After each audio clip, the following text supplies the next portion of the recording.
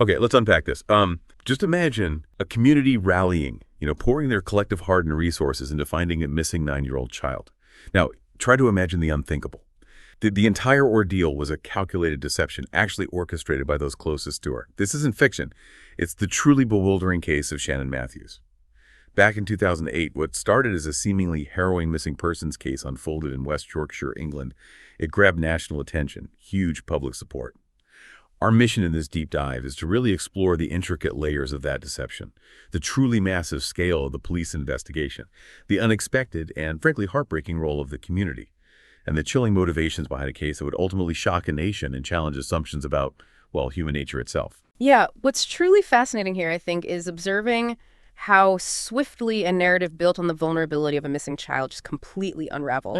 It turned into this complex web of deceit. It wasn't just a simple lie. It was this elaborate fabrication that forced everyone involved, from seasoned law enforcement officers to a really emotionally invested public to fundamentally reevaluate what they thought they knew. About trust, about human nature, the speed and the sheer unexpectedness of that shift. That's a profound aspect of this case. It certainly is. And to grasp the full weight of that unraveling, we really need to set the scene first. Shannon, she was just 9 years old at the time, last seen at 3:10 p.m. GMT on February 19th, 2008. She'd just finished a swimming lesson, seen right outside Westmore Junior School in Dewsbury Moor. That's in West Yorkshire, England. This school's only about half a mile from her home, so pretty close. Later that evening, 6:48 p.m., her mother, Karen Matthews, she contacts the police, reports Shannon hadn't come home from school. That call, what seemed like a routine missing persons report, it unknowingly kicked off one of the most resource-intensive and emotionally charged investigations the region had ever seen. That initial report is always such a critical starting point in these cases, isn't it? It establishes the urgency, sets the parameters for the response that follows. What's striking about this one, though, is how quickly it escalated, not just in terms of police resources, but the sheer weight of public concern it generated, immediately. And when we talk about escalation, we mean immense. As that initial police report came in, what unfolded next was an investigation unlike almost any other West Yorkshire had seen in decades. West Yorkshire police immediately launched a major operation, and it grew rapidly. More than 250 officers, 60 dedicated detectives involved. To put that in perspective for you, that represented roughly 10% of the entire force's operational strength at the time. Think about that commitment diverting such a significant chunk of their available people to a single missing child case. This unprecedented scale meant it became the largest police investigation in West Yorkshire since the Yorkshire Ripper case about 30 years before. The lengths they went to were just extraordinary, really reflected the extreme concern for Shannon's safety. Officers questioned, get this, 1,500 motorists. They meticulously searched 3,000 houses. And they even deployed 16 out of the mere 27 specialist victim recovery dogs available in the entire UK. Wow, 16. Yeah. That detail alone, it just underscores the severity and urgency they placed on this search. These are highly specialized units, right? Deploying so many indicates they feared the absolute worst for Shannon's well-being. That huge investment of resources is absolutely critical to understand. It reflects not just the professional dedication of the police, but also the fundamental societal imperative, the spontaneous, powerful human instinct to protect children, to rally around a community in distress. This collective effort, the shared sense of vulnerability, it acted as an extraordinary force multiplier for the official investigation. It put immense pressure on the authorities to deliver results, knowing an entire region was basically holding its breath. What do you think the psychological impact was on the officers themselves, dedicating that much energy, emotion, public trust, only to discover later the true nature of the event? That's such a critical point. Imagine the moral injury, right? Pouring everything into it, energy, emotion, that public trust, only to find it was all a calculated betrayal. It must challenge the very core of why they do their job, to protect. And that public concern, as you mentioned, it was palpable. It went way beyond official channels. The media, particularly the Sun newspaper, got involved very quickly. Initially offered a reward, £20,000, for information leading to Shannon's safe return. As the search intensified, days dragged on, that reward was significantly boosted to a staggering £50,000 by March 10th. Other local businesses jumped in too. One in Huddersfield offered another £5,000, just compounding the financial incentive for information. Beyond just money, though, the police used digital tools. which was relatively new for such large-scale appeals back then. They set up a dedicated Missing Shannon Matthews appeal webpage, released her photo widely. They even made the recording of Karen Matthews' initial 999 call public, hoping, maybe the sound of her voice might jog someone's memory or encourage tips. An official Help Us Find Shannon website was also launched, just amplifying the appeal across the internet. Yeah, it's a remarkable illustration of how the digital age was really starting to transform missing person appeals back then, using technology to reach a much broader audience than ever before. But this also meant the public, getting constant updates, they were arguably more emotionally invested than they might have been in previous decades. Absolutely. And that emotional investment, it truly culminated in the extraordinary community response. The residents of the Moorside estate, where Shannon lived, they rallied in this almost unprecedented way. They weren't just waiting around for official channels to print flyers or organize things. They took it upon themselves. They printed their own T-shirts, their own posters, declaring this unwavering support and determination to find Shannon. They organized a dedicated Search for Shannon campaign. They even had a shift system to distribute leaflets throughout the area, covering every street, every corner. Reporter Richard Edwards, who followed the story closely, he described it as just an atmosphere of sheer determination and unity. He noted how people just came together, regardless of their backgrounds, putting their own families second, contributing whatever money they could spare. And this wasn't a wealthy estate, They kept the community house going, the tea urn always steaming, providing comfort and a central hub for volunteers when the trail seemed to go cold. It was a truly remarkable display of collective will. A community just uniting in the face of what they thought was tragedy. That level of sustained community mobilization is genuinely rare. It really speaks to a deep-seated empathy, doesn't it? A shared sense of vulnerability when a child from their own community seems to have vanished. It's a powerful demonstration of social cohesion, this spontaneous coming together to protect the most vulnerable among them. And this powerful public sentiment, it would undoubtedly put immense pressure on the authorities to find Shannon, amplifying the already significant resources being deployed. However, as this outpouring of support grew, for some people, cracks were already starting to show in the narrative. Exactly. This incredible outpouring of community support, it was happening against a backdrop where, for some, hints of something being off were subtly starting to surface. For instance, the case immediately drew comparisons to the Madeleine McCann disappearance, which was hugely publicized. She went missing in Portugal less than a year before. Yet, there was a stark difference in the level of publicity and public engagement initially. Some publications, like The Guardian and The Independent, openly suggested this disparity was down to social class distinctions. They argued that middle-class parents, like the McCanns, were often more adept at mobilizing slick public awareness campaigns and commanding media attention. The Daily Telegraph also speculated on this, noting how articulate middle-class parents might generate different levels of public attention.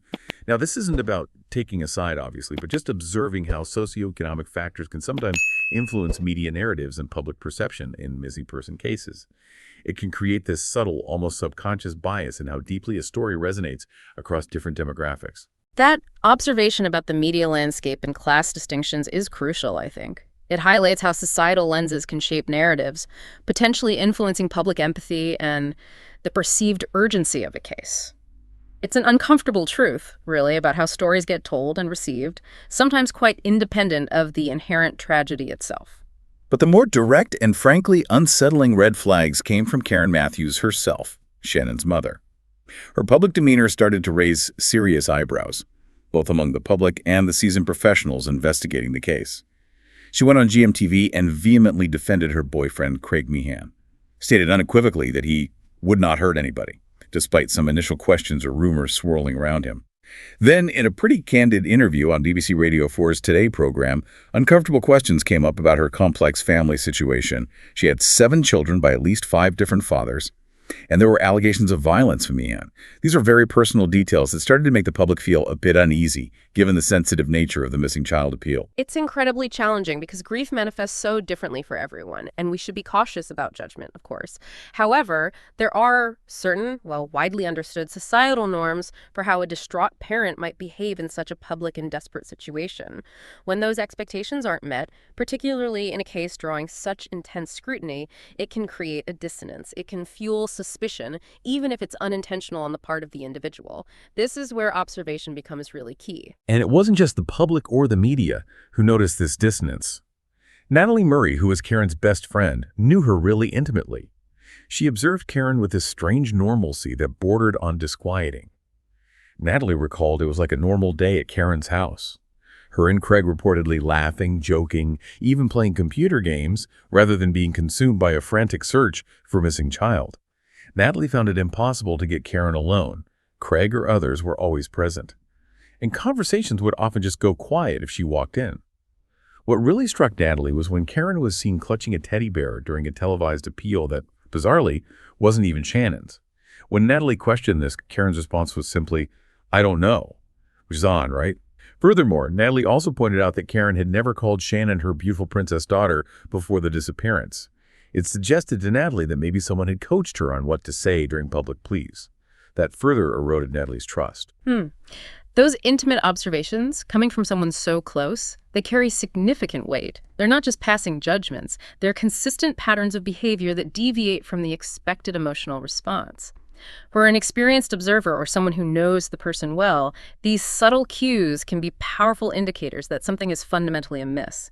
They can guide suspicions in a way external facts alone might not.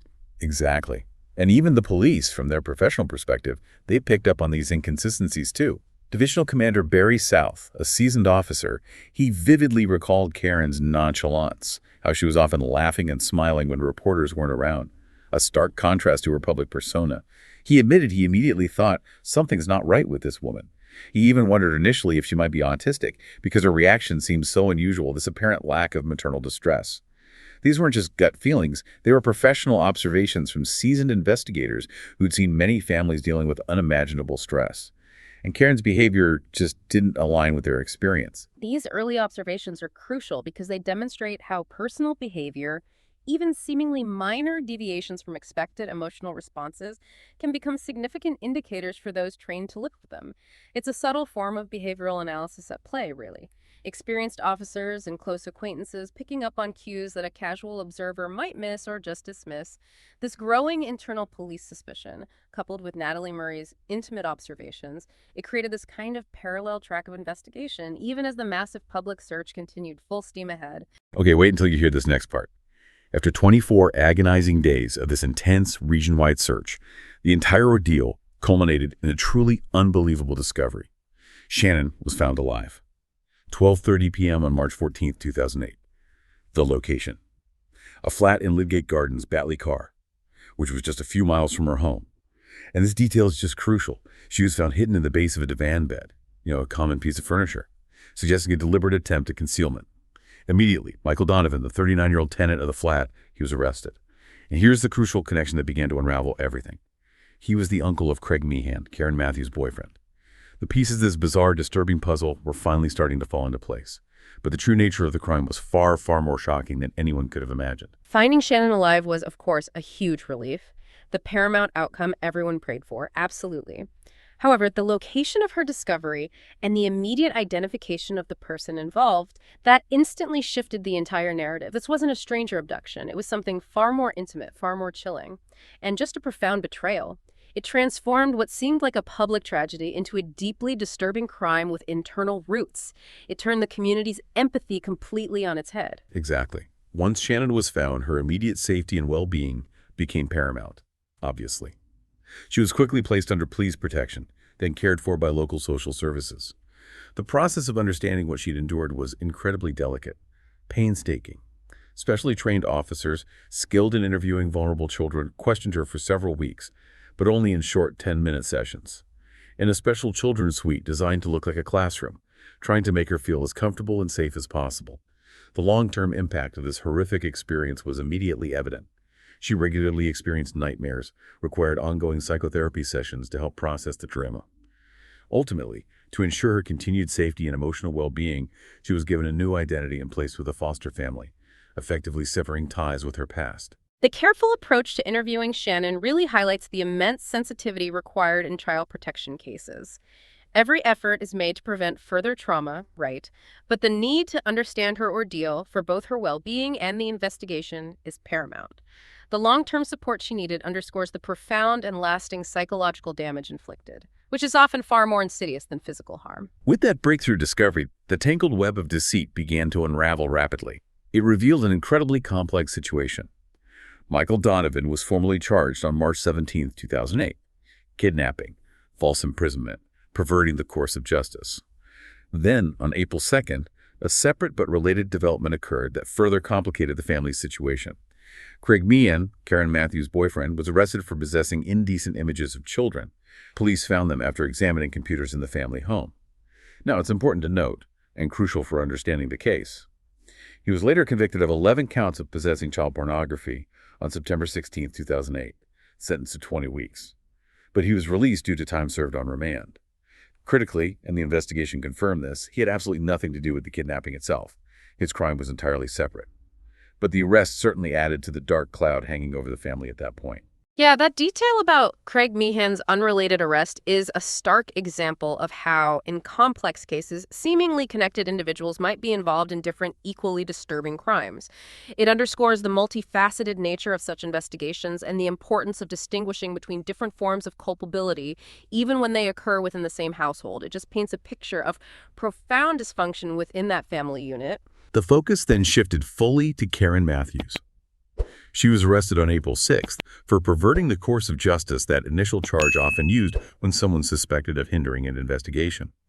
Then formally charged on April 8th with child neglect and perverting the course of justice. As the investigation continued to piece together the full scope of the plot on September 5th, 2008, she was also charged with kidnapping and false imprisonment, directly linking her to Shannon's disappearance in captivity. There were other arrests, too, indicating the police were looking for any co-conspirators.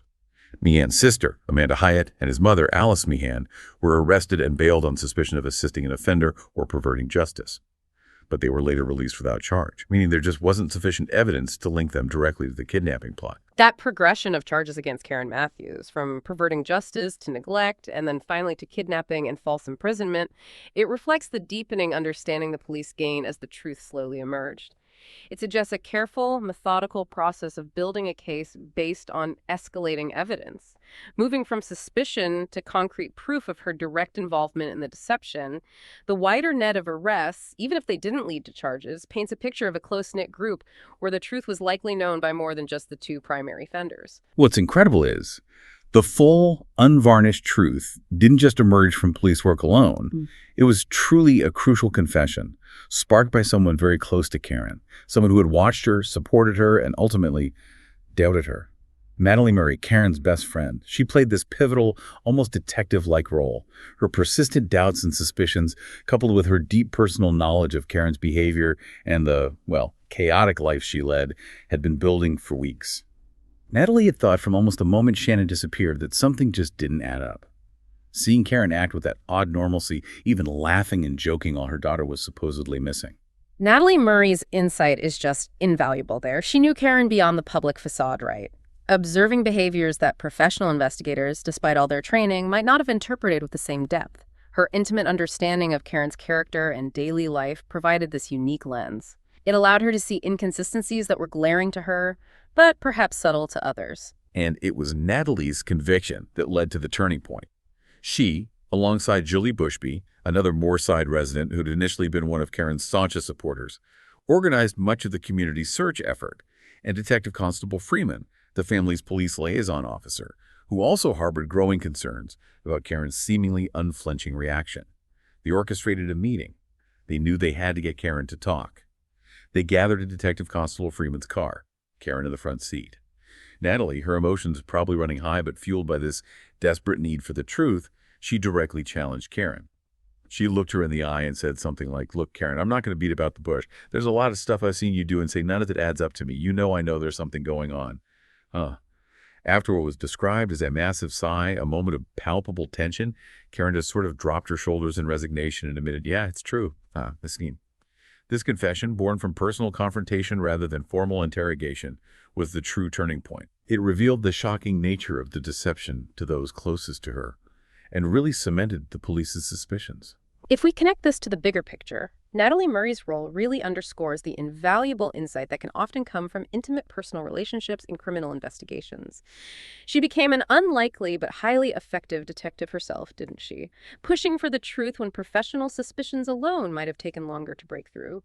Her personal investment and deep understanding of Karen's character allowed her to break down a wall that official interrogation might not have, at least not as quickly.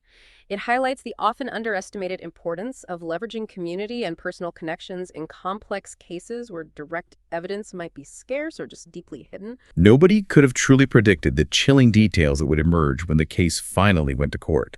The joint trial of Karen Matthews and Michael Donovan began at Leeds Crown Court on November 11, 2008, and finished on December 4th. This is where the truly disturbing plot details were laid bare for the nation to hear. Prosecutors revealed the entire kidnapping was not some random act, but a meticulously planned hoax. The cold, calculated motive: to generate money from reward offers, specifically that staggering £50,000 from the Sun newspaper, which they had explicitly planned to split between themselves. It was a scheme born purely out of greed, with a child as the central pawn. Just awful. The revelation of the financial motive is particularly jarring, isn't it? Especially given the outpouring of genuine, selfless community effort we talked about earlier. It represents this profound moral inversion, where the very act of a community uniting in compassion was exploited for personal gain. This fundamentally changes the nature of the crime from maybe an act of desperation to one of calculated malice. But it gets even more horrific when you consider Shannon's actual ordeal during her captivity. Evidence presented in court showed that Shannon had been deliberately drugged to subdue her, to keep her quiet, manageable. Forensic toxicologists found traces of temazepam, a powerful sedative, in her hair, indicating she'd been given the drug for a shockingly long period, not just during her disappearance, but for up to 20 months prior to her abduction. This wasn't just a one-off dose. It suggested systematic drugging, raising profound questions about Shannon's cognitive development, her emotional state during that period, and the unimaginable long-term damage inflicted by such a prolonged, insidious act of abuse. She was also physically restrained during her captivity, at one point with a strap tied to a roof beam, further illustrating the cruel and dehumanizing nature of her confinement. God, that's hard to hear. Yeah. Donovan, in his defense, he claimed Karen had asked him to look after Shannon for money. He even claimed she threatened him with violence if he didn't comply, trying to paint himself as a coerced participant. Karen Matthews, on the other hand, vehemently denied any involvement in the kidnapping itself. She sobbed throughout her testimony, trying to evoke sympathy. She claimed Craig Meehan had told her to take the blame because she was scared of him. However, the prosecution, led by Julian Goose QC, systematically dismantled her defense, accused her of telling lie after lie after lie, pointing out she'd given police no fewer than 5 different, often contradictory versions of the story. The details of Shannon's captivity are particularly chilling. Not just the physical restraint and drugging, but the profound betrayal of trust by those who should have protected her most fiercely. It speaks to a level of calculated manipulation and disregard for a child's well-being that is really difficult to comprehend. The contradictory defenses offered by Matthews and Donovan, particularly Karen's shifting narratives, are classic indicators of deception, aren't they? A desperate attempt to evade responsibility when cornered by overwhelming evidence. It underscores how deeply intertwined their fates became through this heinous plot. On December 4, 2008, after considering all the evidence, the jury delivered their verdict. Both Karen Matthews and Michael Donovan were found guilty. Guilty of kidnapping, false imprisonment, and perverting the course of justice. The court also learned the full, twisted extent of their planned discovery. The plot involved Donovan releasing Shannon at Dewsbury Market, then driving around the corner, waiting a beat, discovering her, and then taking her to a police station to claim the £50,000 reward. As a hero. What a cynical and horrific script they'd written for this innocent child. Unbelievable. On January 23, 2009, Mr. Justice McComb sentenced both Karen Matthews and Michael Donovan to 8 years in prison. He didn't mince words, described their actions as despicable. Okay. He stated unequivocally that it was impossible to conceive how you could have found it in you to put this young girl through the ordeal that you inflicted upon her. He even suggested that others may have been involved in the plot due to the pair's perceived low intellect, implying they might not have had the cunning to orchestrate such a complex deception entirely on their own. However, despite this judicial speculation, police found no evidence to charge anyone else. The official stance remained that they acted as a pair. This point about low intellect is interesting from a psychological and sociological perspective. While it might offer a partial explanation for why such a poorly conceived yet devastatingly cruel plan was attempted, it certainly doesn't diminish the moral culpability or the profound suffering inflicted upon Shannon. Not at all. It does, however, raise broader questions about the support systems, or indeed the lack thereof, for individuals in such vulnerable circumstances, and how such desperate plans might come to fruition within certain social environments. And the financial cost of this despicable deception. Beyond the emotional and psychological toll, the police investigation alone, with its immense resources deployed over weeks, ended up costing a staggering £3.2 million. That's taxpayer money. Millions of pounds poured into a search that was, from the very beginning, a complete and utter fabrication. It's just a sobering statistic that adds another layer of betrayal to the story. 3.2 million. Incredible. So what happened to the lives involved after conviction? Once the initial shock had faded and the sentences were served, Karen Matthews was released in April 2012 after serving half of her 8-year sentence. As often happens in these high-profile cases, she was given a new identity. Reportedly moved to the south of England, became a born-again Christian seeking a new path. Michael Donovan was also released in 2012. However, he was later recalled to prison on license for a parole breach, indicating further issues with his rehabilitation or following release conditions. Tragically, he died of cancer in a hospital at the age of 54 on April 16, 2024. His Ministry of Justice involvement officially ended back in 2016. As for Shannon, the innocent victim at the heart of this entire ordeal, she was given a new identity and placed with a foster family to ensure her safety, provide her with a stable, nurturing environment. Her other siblings were also understandably placed into care, a tragic outcome that reverberated through the entire family, splitting them apart. The aftermath, particularly for Shannon and her siblings, is perhaps the most enduring tragedy here. While the perpetrators serve their time, the long-term consequences for the child victims of such profound betrayals are lifelong. The state's intervention to protect the children, though absolutely necessary, fundamentally alters their family structure and identity. It just underscores the deep wounds inflicted by this deception. This case sparked a massive public conversation, didn't it? And it wasn't just about the crime itself. It's very quickly morphed into this broader societal reflection, particularly regarding the welfare state and perceived societal breakdown. The media heavily highlighted and politicized the narrative of a dysfunctional family, where, as the Daily Telegraph sensationally put it, children equaled benefits. This highly charged claim was even supported by Shannon's aunt, Julie Poskett, who seemed to endorse the idea that children in such families were seen primarily as a means to increase state benefits. Political analysis, like Owen Jones's in his 2011 book Chavs, The Demonization of the Working Class, proposed that the case was cynically used by the Conservative Party and allied media, used to garner public support for austerity measures and cuts to welfare spending. He argued it became this convenient, highly visible example to bolster arguments against social safety nets, rather than a nuanced discussion of complex individual circumstances. And this raises such an important question. Beyond the immediate impact on the individuals involved, how do high-profile cases like this get co-opted into broader societal debates? And what are the implications of that kind of politicization on public perception and policy? It shifts the focus, doesn't it, from the specific crime and its unique circumstances to this general condemnation of an entire social class or the welfare system itself. This kind of broad brushstroke can have really far-reaching effects on how society views vulnerable populations and how policy gets shaped, often without a full understanding of the intricate factors actually at play. And despite the convictions and the formal closure of the court case, there are still lingering questions, unresolved theories surrounding the case. A serious case review conducted in 2010 concluded that social services could not have anticipated the abduction based on their prior knowledge of the family. It stated there was no evidence to suggest that this was warranted. The review found no systemic failings that could have predicted this particular crime. However, persistent doubts remain among some of those closest to the case. Natalie Murray, Karen's former best friend, and Detective Constable Freeman, the police liaison officer, they continue to harbor theories that Karen and Donovan may not have acted alone. They cite Karen's known vulnerability to influence, suggesting she might have been manipulated by others. They also point to a neighbor's report of a couple frequently visiting Donovan's flat during the time Shannon was missing, raising the possibility of uncharged accomplices. Despite these lingering suspicions, West Yorkshire Police's official stance remains firm. There is nothing to suggest there is any reason to reopen the case, maintaining their position that the two convicted individuals were the sole perpetrators. This tension between official closure and persistent personal doubts really highlights the inherent complexities in such cases, doesn't it? Especially those with multiple layers of deception. Even with convictions and formal reviews, the desire for a complete understanding, a fully satisfying narrative that ties up every single loose end, often remains, particularly for those deeply involved or impacted. It speaks to that human need for absolute clarity, which just isn't always possible in the messy reality of crime. This case, despite its grim nature, has had an undeniable and enduring cultural impact. It's led to numerous media portrayals.